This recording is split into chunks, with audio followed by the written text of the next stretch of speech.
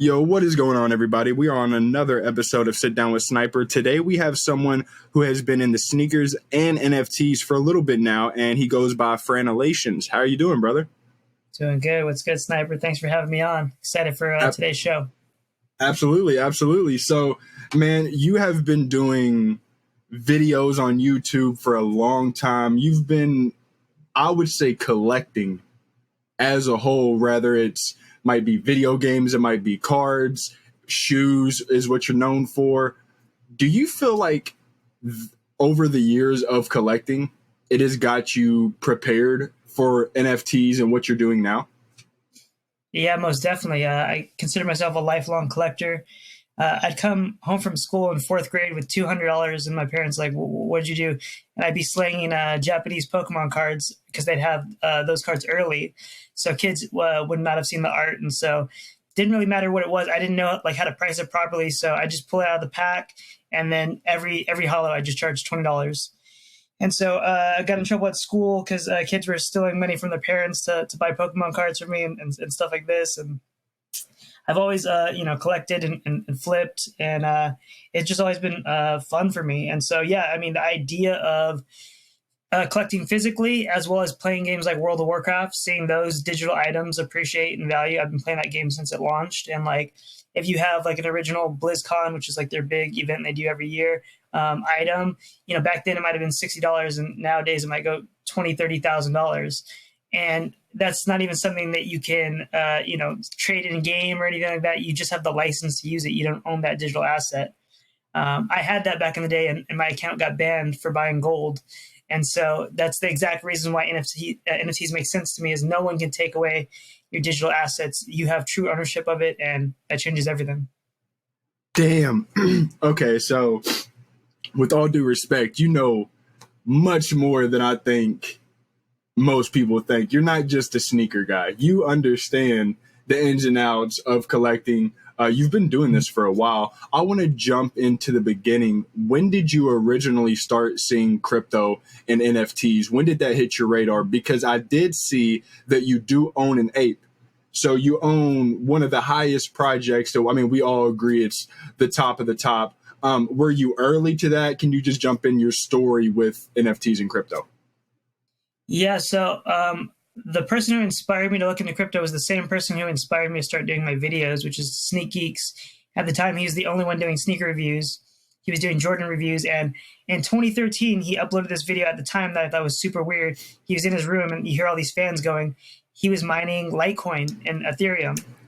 And I was like, what the heck is this? And around that time, I was hearing like Philip DeFranco talking about crypto as well. But to me, I think at the time, Bitcoin was like $200. And I was like, oh, that's more than a pair of Jordans. Like, it seems like this is the most that some digital money will ever be worth. So I kind of overlooked it and just thought of it as kind of like a scam or something that if you got in right now, you'd be too late. And in 2017, the summer of 2017, Bitcoin was at 4,200. And so I already had the past knowledge of Sneak Geeks being right and being early to YouTube videos and me seeing that.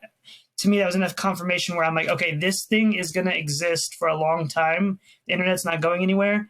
And I was ready to dig in. But then I saw the chart and it was fluctuating. And I was like, oh, I'm going to wait for it to go down. So I was looking at that chart all day and I didn't buy anything. I made the account at the exchange that I wanted to buy at. And then it wasn't until November of that year, Bitcoin was at 11,000. And I bought my first, I think I put in like $200 or something like that. And once I bought, I dug in head first and I was watching every YouTube video I could, every documentary I could. I was all in, mentally, not monetarily at that time. And in all the documentaries, they'd always talk about NFTs, and you'd see these people auctioning off these crypto kitties, and it made no sense to me. I was like, wait, so anyone can make it? And again, just like I overlooked crypto, I overlooked NFTs at this time. It wasn't until February of 2021 that, again, Sneak Geeks had posted a VV digital collectible. It was the Harley Quinn. It was the super rare Harley Quinn. And it had just released a few days after my birthday, and he copped it for retail. And it was at this point where I saw licensed digital collectibles from brands that I knew and loved, Powerpuff Girls, Batman, whatever it may be. And that I recognize. It's not these crypto kitties that didn't make sense to me. It is collectibles that I already traded as a kid. And so that's where it started making more sense. I jumped on OpenSeas, started buying random like collectibles I liked. And one of the first projects I liked, it was like a Elven Punks, a big World of Warcraft player. So it reminded me of that. And the artist, right when I bought it, the artist tweeted my name and is like, the elderly wizard Franalations has acquired the elf from Badgar. Like just making the storyline. I was like, wait, what the hell is this? This is crazy. And like, it just excited me even more about the space, how interactive and how interesting it was. And I was talking to the artist for a few days, and I was like, I really want to start making these 8-bit pieces. Like, and she literally walked me through it for a couple days, how she made the art, what program she used. And that was another thing that drew me to it, is how open people were with the information in the space. It reminded me of the early days on Twitter and everyone looking out for each other on certain shoes or whatever it may be. And I just had that really early community vibe there. And within a few days of collecting, I started creating, and I've been collecting, creating, trading ever since. As far as Bored Apes, they actually followed me around that time before it even launched. And so I looked at the page and I remember looking at it, I was like, man, these are okay. And I didn't mint. Instead, I ended up minting 8 Meebits, which was pretty pricey. They were like 2.5 ETH compared to Bored Apes, which is 0.08. So since I just done that the day before, the day when I bought my Bored Ape, I was like, I should only get one. Like I can't be like buying all these things every day. Like I don't even know what's going to happen in the space yet. I made the wrong call. It is what it is, but at least I got one like 3 days after it sold out. So I was pretty early to it.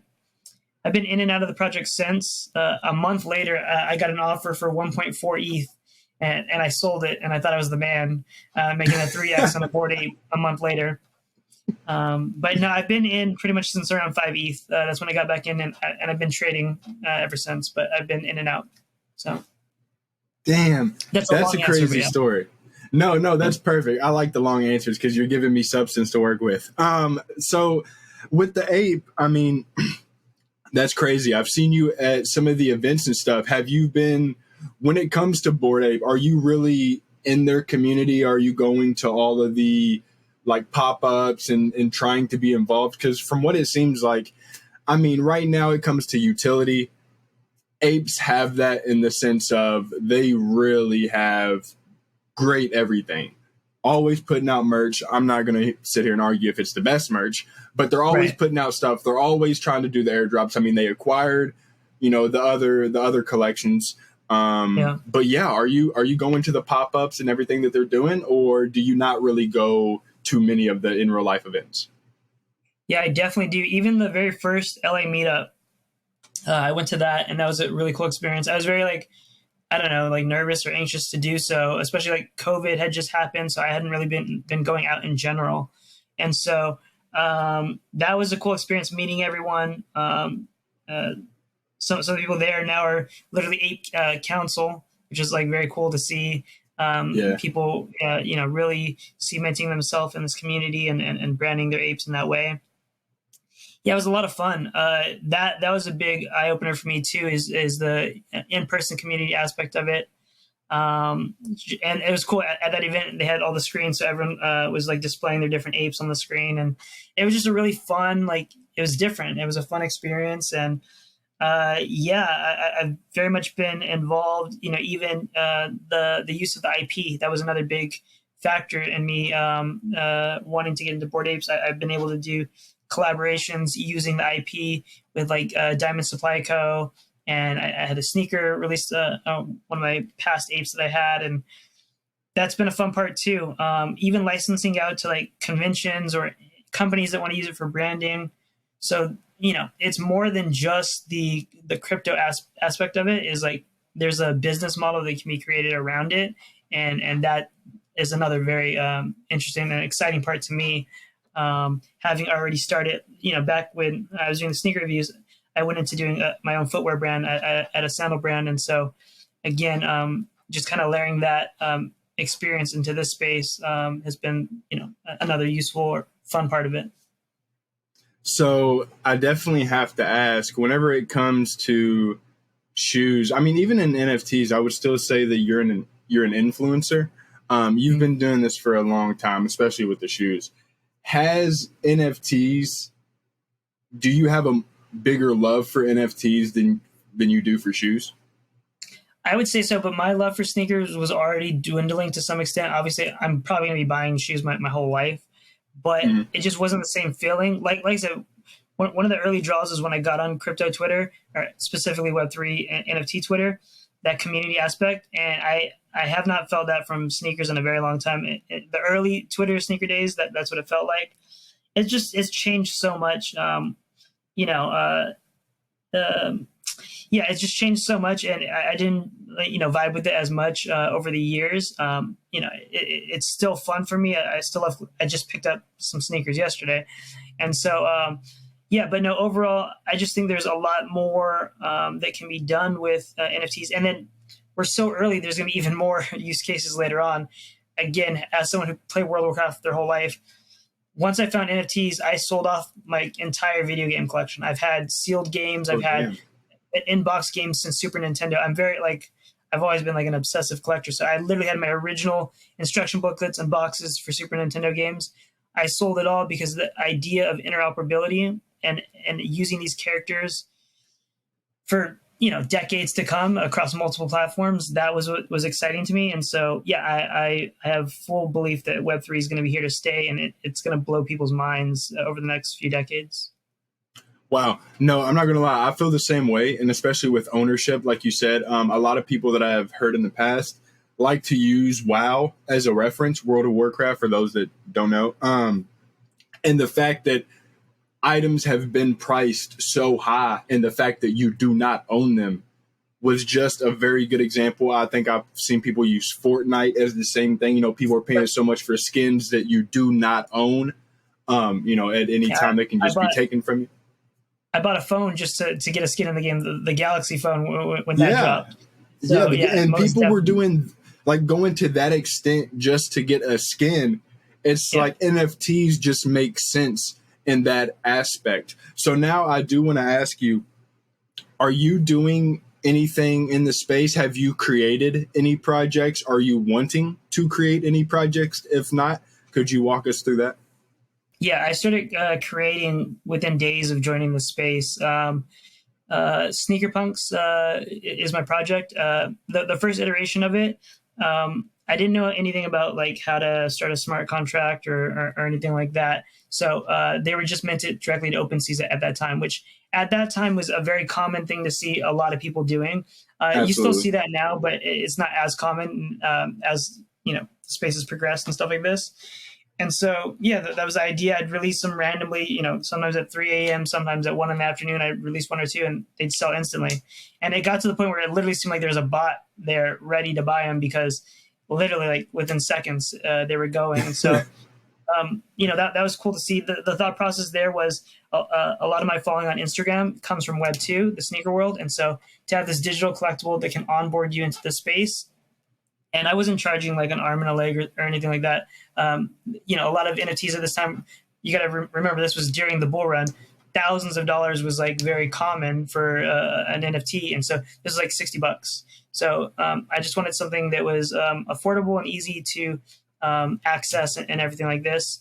Now, as time progressed in the space, I have a friend who helped me with the whole website and smart contract. And so the original owners of the first project were able to claim two of the new the V2s, and then we did a public mint as well. And so there's like 1,337 of those.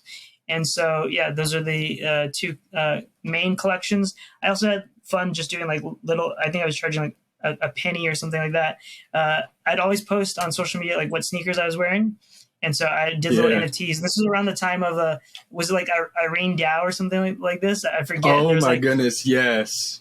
It was around that meta. I did on feet pics. I released like 30, and there's like banger shoes with like Bored Ape skateboards around, and I just try to have fun with it. Really, that was the idea. I was just creating fun stuff, and so yeah, I've definitely started stuff and even helped friends with. I have friends that are working on projects and stuff like this, so helped a little bit. picking traits and stuff like this. And so I definitely want to do more of that, more creating, and that's another aspect that I enjoy in the space for sure.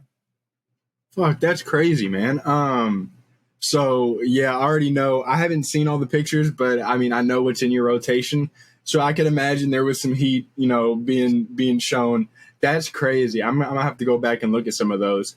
But as of recently, we saw Web 2 and Web 3 collide whenever Nike decided that they wanted to go crypto kicks. Now, I might get crucified for this from other people. The shoes are ugly. The shoes are hideous. I'm not a fan. I'm not a huge fan, but I was never a fan of the self-lacing BB Adapts or the 11s. I'm not even an 11s fan. So I'm a very picky guy as it is. So I wanted to ask you, because I saw that you've been working. I don't know if it's alongside Nike. I don't know, but I saw that they're allowing you to talk, and that you've been doing some things with the crypto kicks. Is there anything that you could talk on there? Are you liking the shoes? What's up with that, man? You're a big sneaker guy, so I'm really curious to hear your take on it. It's one that I feel like means more than most NFT collectors, just because you've been doing it for so long. Yeah, so I don't like all of the colorways, but I do like the space ones a lot. I do like the ones inspired by the Air Mags. The space ones in particular, I really like, because black and purple on pretty much any shoe, I'm probably adding it to my collection. But the thing that I like about that one the most is the outsole, how it has the fading clear sole. It fades to different colors. Many years ago, I was fortunate enough to go out to the Nike campus and have the chance to work on a shoe. It never actually released or anything like this, but that was one of the things I did, was literally that same exact color fade on the outsole. At the time, it hadn't been done. I think the following year it was on a foam posit or something. That was the first time that I had seen it. And so, really like the shoes, love the auto lacing of it. I think it's a cool design. I think the word crypto in it could be jarring to people that are seeing it for the first time on the sneakers app. So I do like, I like the naming had it released in the bull, and there's no way to change that. We can't change the fact that the FTX thing happened. So people's mindset, I think it'll change over time, but just in this period where it's releasing, it's going to make it harder. But at the same time, that's kind of part of the story of it too. If you think back to the original Nike SB shoes, skaters didn't want them. They're like, Nike's trying to buy into this market and stuff like this, and they were sold at the skate shops. And then SBs became a really popular division at Nike. And so I think in that same way, these shoes might get overlooked at first, but people might go back once they get used to all of Nike's product having move to earn type technology and stuff like this, and look for the original genesis of that. And at that point, I think that's where the value comes in down the road for the physicals. I think the digital collectibles are going to have value much quicker than that. Okay. I like that. I like that answer. And I will say I have not seen that colorway. The only colorway I've seen, I think, was an all black. And then I think like a gray with a little bit of light blue on it.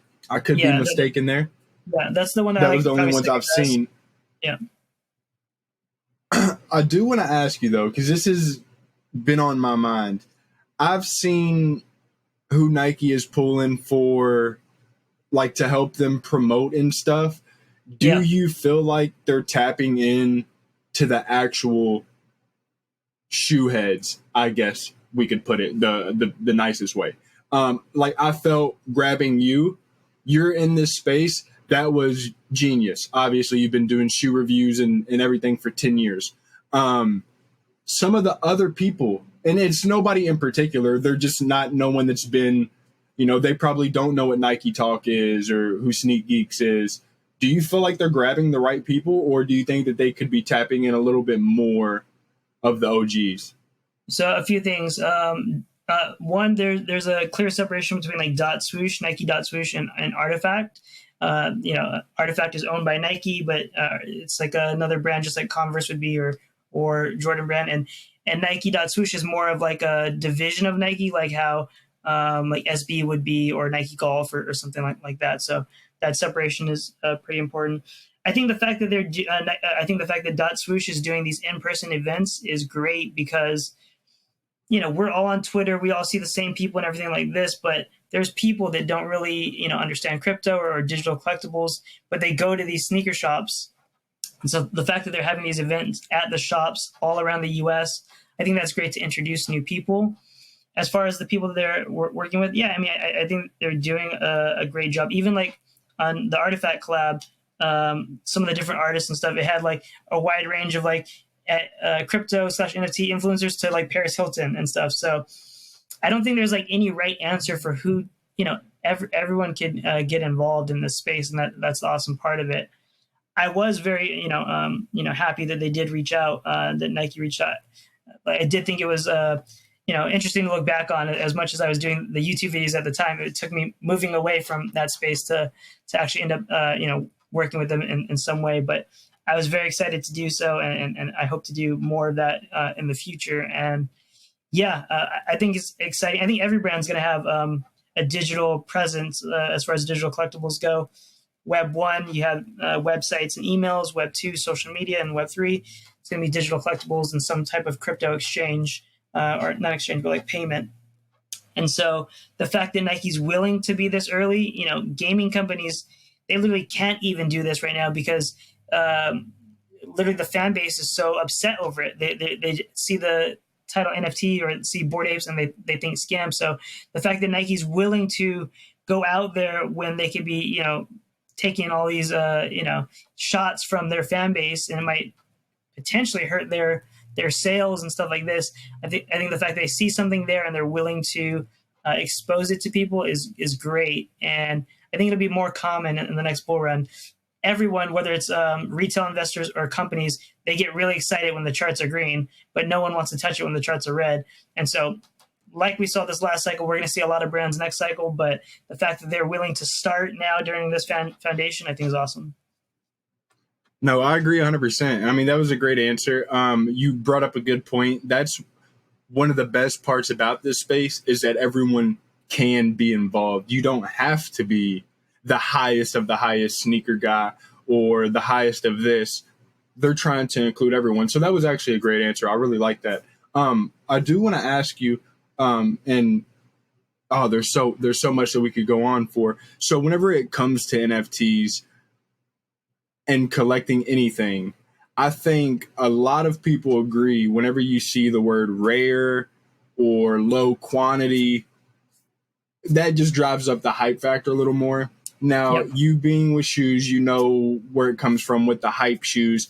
Do you feel like that obsession with wanting the rare shoes and stuff has translated to NFTs? Like, are you wanting the best of the, because I know you said you're an obsessive collector. So are you like that with NFTs as well? Because you have some crazy shoes. Do you have some crazy NFTs to match? Yeah, definitely have some crazy NFTs, but even like, whether it's speculating or whatever, I'll use the Murakami Air Force Ones from Artifact as an example, right? I feel like at times I'm like seeing something that like no one else is seeing, and I don't get it. Like the Travis Scott shoes, whenever they release, there's got to be 30, 40, 50,000 of them. And they go for like $1,000 or $800, whatever. Takashi Murakami, one of the most well-known artists in the world, you see his style and right away you know who it is doing an Air Force One of Nike's most iconic shoes with Artifact on the blockchain. It's a digital collectible. It's going to be used as a digital wearable for your avatar. It's going to have a physical thing. That physical thing has a chip. There's so many layers as to why it should be going for so much more than it is, and it isn't. And I get that we're in a bear and stuff like this, but there's only, if I remember correctly, 4,000 of the digital collectibles. There's no way all of those are going to be forged. And so there's so many times where I'm looking at this space and I feel like, I don't know if people are looking at it in the same way as I am, where I'm looking a few years out, because there's certain sneakers that were $300 and that seemed like it was way too much at the time. And those same sneakers are going for like $20,000 now. And so, yeah, I definitely, look at all the rarities, and that's the exciting part to me. I try to kind of like see what other people aren't seeing. And I'm very vocal of when I have that opinion. People will tweet like, oh, you're trying to like pump your bags or something like this. You got to understand, I have so many pieces, physical and digital, that go to zero, and it doesn't bother me one bit.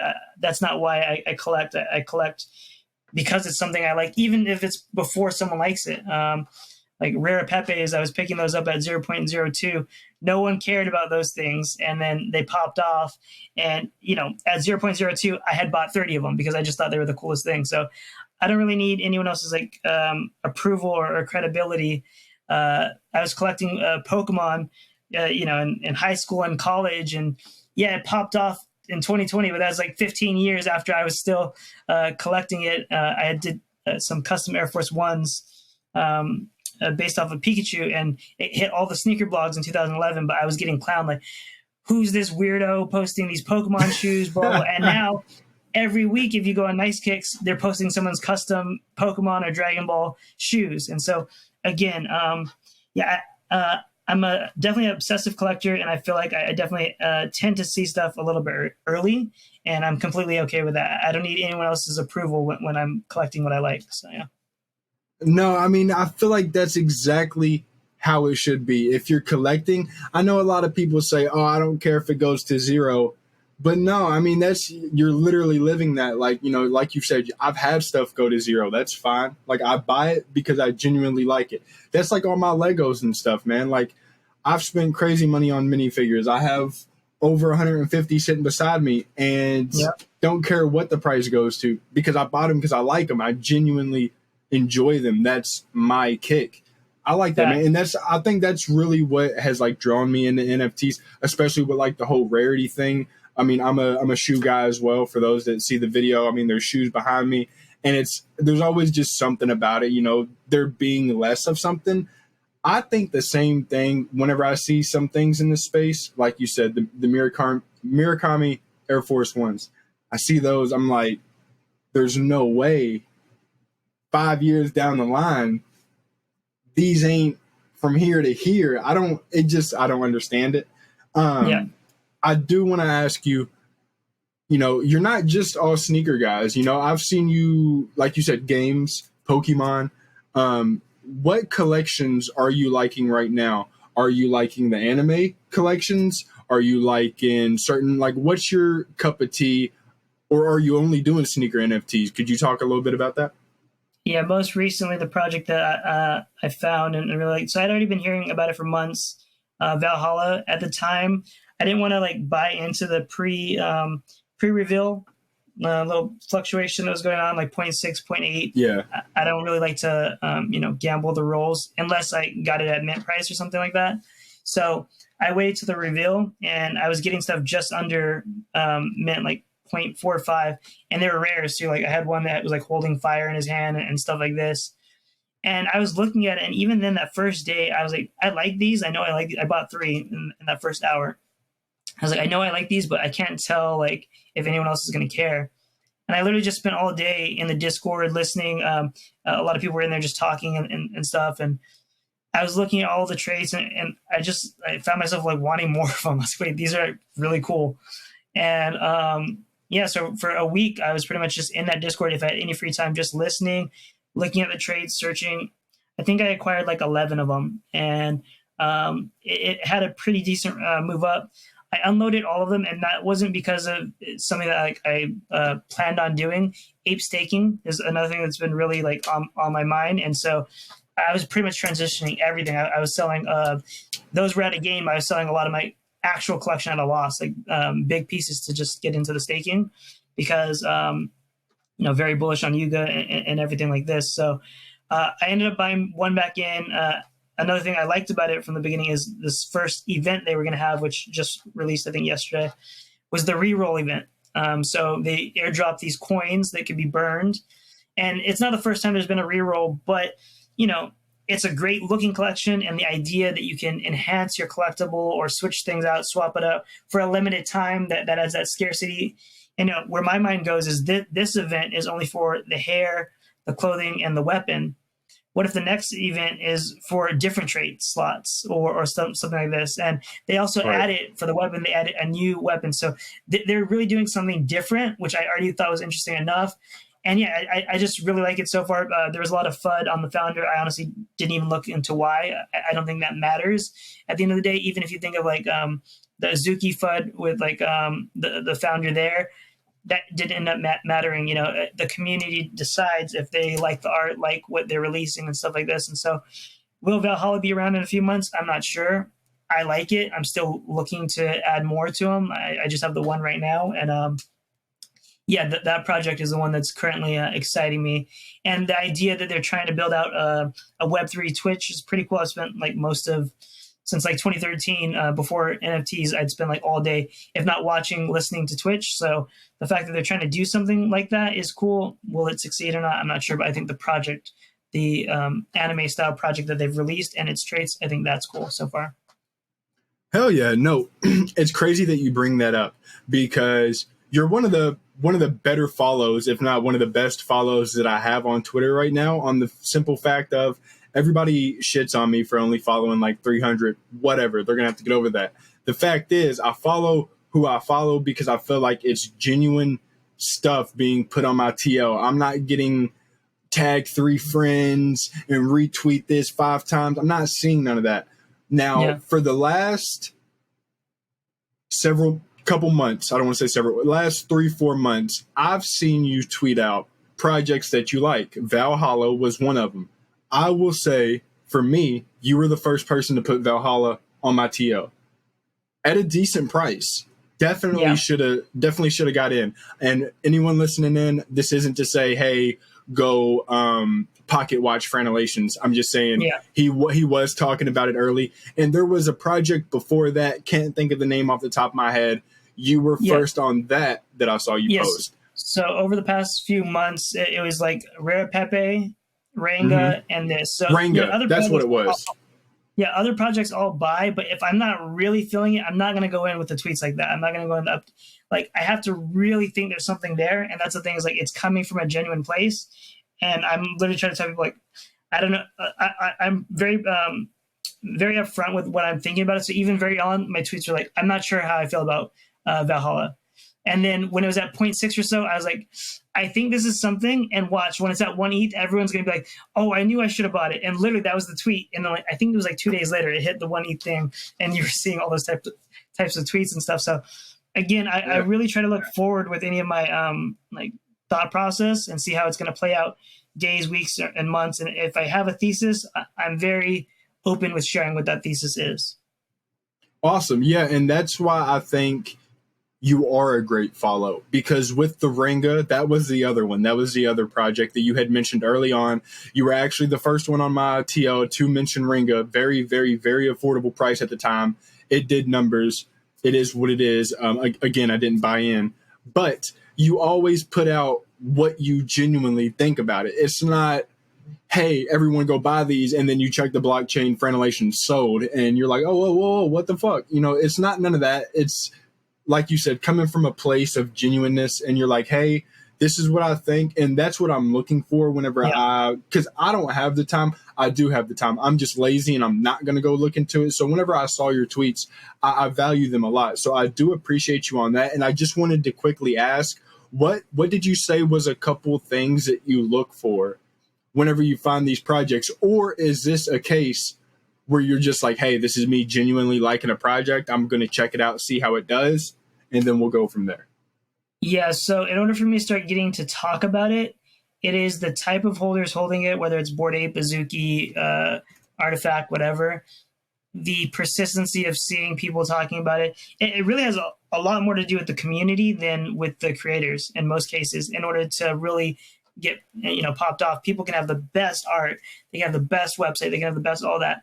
If the community is not feeling it, it is what it is. And so I do keep track of like a lot of different metrics and stuff and I don't really have like a solid answer for you, but all of those calls, I made those calls during the pullback when clearly no one else cared. Like Rare Pepe, Ranga, and Valhalla, I was able to get in on all those under mint.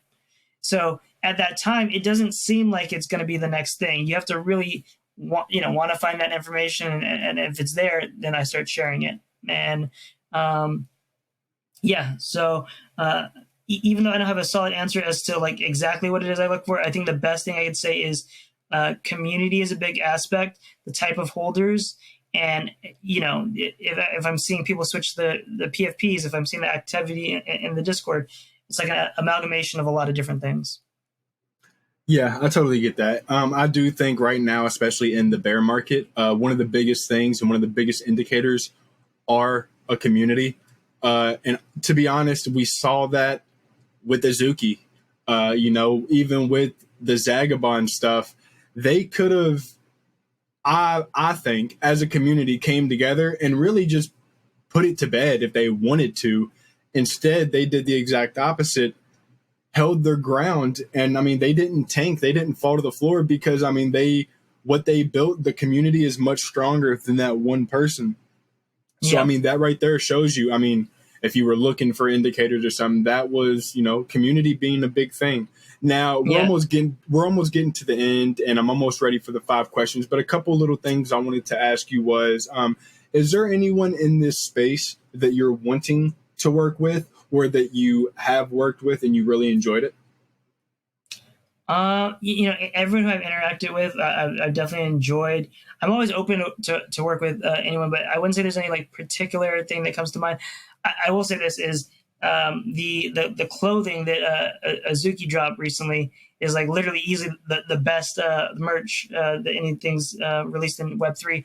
That's probably because it's the ambush tie-in. But if they can keep doing that high tier streetwear stuff, obviously I'd want to do something if ever possible with them. But yeah, in general, the space is so fun and exciting. I feel like I'm always finding new people that I would love to do something with and stuff like that. So yeah, I mean, off the top, no exact thing comes to mind, but I'm always excited to dig in the space. So yeah. Hell yeah, man. No, Azuki's nice. I did hear that they did the ambush thing. I mean, it is what it is. Azuki has put some high dollar products out there, and they're really good at putting rarity on things. I mean, honestly, if you want to make a lot of money, make it rare and make it something that Dingling has to have. And as long as Dingling has to have it, it'll be it don't matter what price it is, he'll buy it. I mean, we saw it with the skateboard.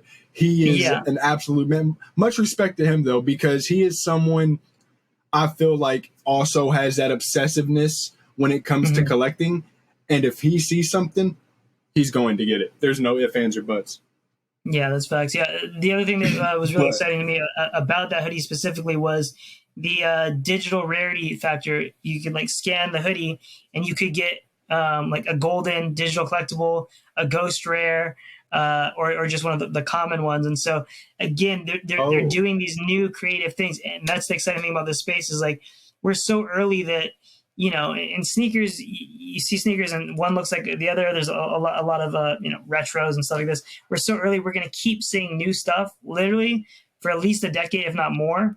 If you think of gaming, all the evolutionary jumps for multiple decades. Now it's kind of not really plateaued, but they're all starting to look about the same and stuff like this. And so, yeah, I think that's the exciting part is we can't even begin to imagine what type of use cases are going to be put to these tokens. And it's just really cool to see it all unfold. I'll tell you what, I just got like really, really excited because I've noticed that you've kind of been, regardless what era or what it was, I don't want to say that you've been the very first at everything, but even with like the YouTube, you were early on, found success with that. I think you're repeating history with the NFTs, and you're really early on that too. In the grand scheme of things, I don't see the Dependable J's and all these big sneakerheads in the space yet. I mean, if they are, maybe I'm just not seeing them. That's crazy. It was just a little moment. My last thing before I jump to the 5 questions, I do want to ask you, since you brought up the ambush Azuki clothing, is there any other merch? It don't even have to be collabs, but any other projects that have dropped merch that you really enjoy? And the reason I ask that is because alongside the sneaker reviews, you do have the clothing reviews. You do know high fashion. You've seen that side of the world. Is there anyone else you feel has dropped some quality merch alongside Azuki? Yeah, I love everything the Hundreds is doing. Like, I mean, this one's not Web3, but and then you got your Cool Cats on right now, and the fact that they've teamed up with everyone, big, small, mid-range projects. I love it. It's so genuine, and yeah, I want to see more of that from them. That's a brand that I've been collecting since '06 or something like that, and yeah, the fact that they're in this space and they're doing streetwear, but Web3 streetwear is really cool to me, and yeah, I just hope to see more of that. Bape did some T-shirts for their NFT project. I thought that was pretty cool. I recently picked up my claim on those. So there's definitely a lot of clothing brands, doing stuff in this space, and I'm sure there will be even more, in the years to come. So. Hell yeah. And it's crazy because for those that don't know, he's wearing the hundreds Pokemon collab that just came out. And I'm jealous as hell. I'm a big Pokemon head, and that was probably the best collab they did all year. I was so hyped to see that, especially the Ash Ketchum hat. That blew my mind. I always like seeing people do their rendition of that hat. That one came out pretty well. And not to mention, I mean, the hundreds has some pretty damn comfortable clothing. I'm a big fan of their shirts. Anything that they drop with Cool Cats, I think I picked up. But I have tons and tons of old hundreds, and that stuff held up very well over the years. Yep.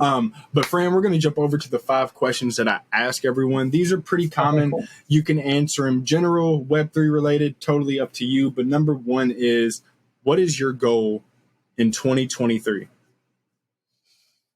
I definitely want to do more collabs. That's for sure. Merging those worlds of Web2 and Web3, very exciting. So that's definitely a big one for me. Another thing I've been wanting to get back into, which I did like a little bit of, it's kind of involved with Web3 in general, is just like mining, a bit more of that.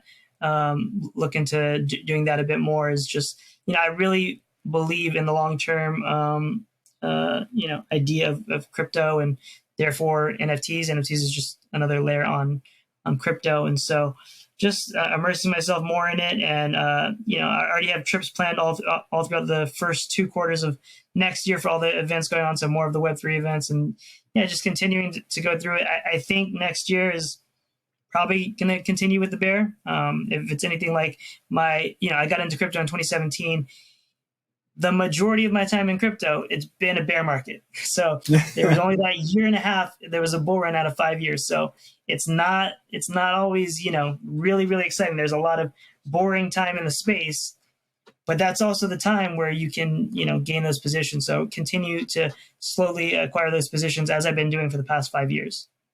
No, absolutely. That's a great answer. I mean, I think that's what a lot of people don't understand is their first time joining crypto NFTs was during a bull market, not realizing how many years before that it was not $50,000 and $4,000 ETH. It was not even close to that, so long ago.